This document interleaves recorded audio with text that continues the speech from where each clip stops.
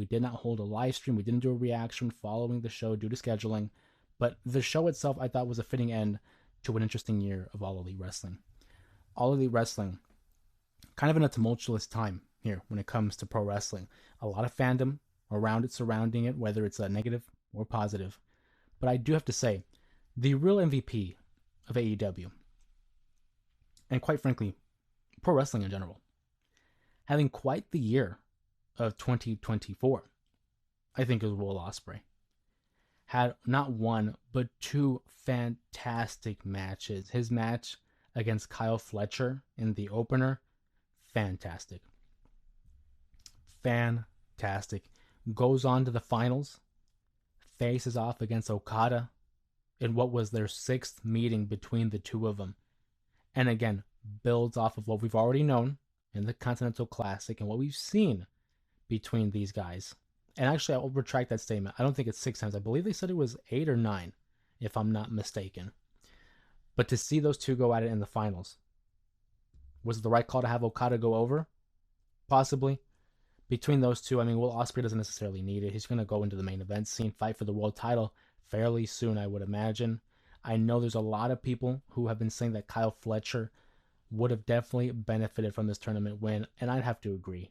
You know, you look at a guy like Ricochet, who's just getting his heel turn going. So would it have benefited him? Possibly, but we see the direction they're going, and they're going to head towards a Swerve Strickland feud. I think that's the right move. Will Ospreay doesn't need it. He's the greatest, wrestler they have right now that's currently active, I think. Okada was a good option here, already building upon the legacy that he has as a tournament wrestler. But a guy like Kyle Fletcher could have definitely benefited from this win, putting him over the top, having him against Okada. Because the thing is with that tournament, they made some changes to it. They changed it in that it was not a gold final and a blue final to lead to the actual finals. For some reason, we had the runner-ups in one tournament bracket and then the other winners in the other. I don't know. It was weird. The way they set it up, they made a change. I don't like it. I'm not a fan of it. But whatever. I'm not booking it. I'm just watching it. I'm a fan. We're all fans just watching to give our perspective and our analysis and our critiques on pro wrestling itself. Nonetheless, Kyle Fletcher I thought would have been a solid pick. They didn't go that route, so I'm interested to see where we go moving forward regarding Kyle Fletcher. Now, at the end of his matchup with Will Ospreay, there was a little bit of a hint at what we could see down the line. Will Ospreay, looking at Kyle Fletcher following his victory, held up 2 fingers to signify one-on-one. You won at Full Gear. I won here at World's End. We're going to get the rubber match. Now, if you were to ignore the fact that earlier in 2024, they did have a matchup, for the sake of this feud, we'll ignore that because the actual feud, as it currently stands, I suppose is 1 versus 1. So look for that matchup. We're going to get some kind of rematch, some kind of opportunity to do a rubber match there. But AEW, other than that, a solid show. I think those matchups in the Continental Classic for sure stole the show. The main event itself. Let's talk about it. Orange Cassidy, Jay White, and Hangman Adam Page. They were the challengers in a 4-way matchup against champion Jon Moxley, in a matchup that I think we all knew was going to be overbooked. It was going to have interference. We saw the Death Riders often and early, which I think is, probably the right call because logically it makes sense. I personally think the matchup could have been kicked into another gear. That's just my own liking, but I do think the call of having Moxley going over was the right call. I'm a fan of Jay White. I'm a fan of Adam Page. Orange Cassidy's pretty cool.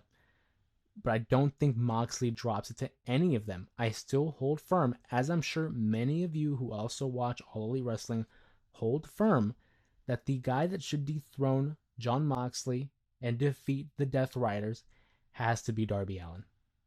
Has to be Darby Allin. We alluded to Sting earlier, talking about Scott Hall and his, influence on that character building. But Sting's influence on Darby Allin cannot be denied. He's the clear face of this company. He should be the guy who is defending AEW from the Death Riders. If they do not have him go over, that's a mistake. That's a huge mistake. And now, with the return of Adam Copeland at the end of the show, which I mean, big shout out to Adam Copeland. Love Edge. Him teaming up with FTR, cool. And I think it's signifying that we're going to get Adam Copeland against Jon Moxley probably for the title fairly soon. I don't think Copeland should be the winner. I don't think he should face him, or I don't think he should beat him. Let's say that.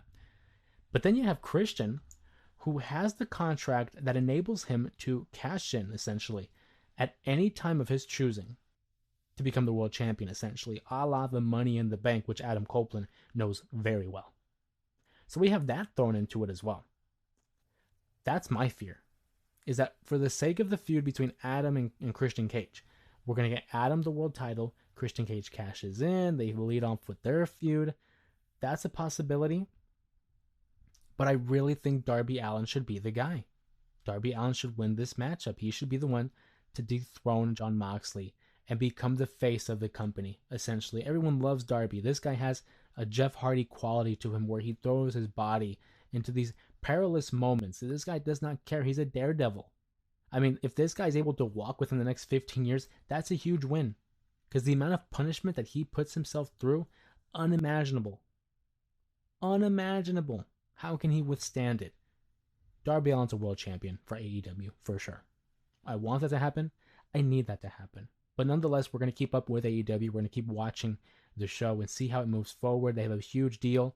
Obviously, if you haven't heard about it, Max now streaming with AEW. It seems that they're going to have the rights to their content, whether it's previous and the older episodes of Dynamite. Hopefully also access to the older pay-per-views that AEW has already put out there. Quality stuff, I must say.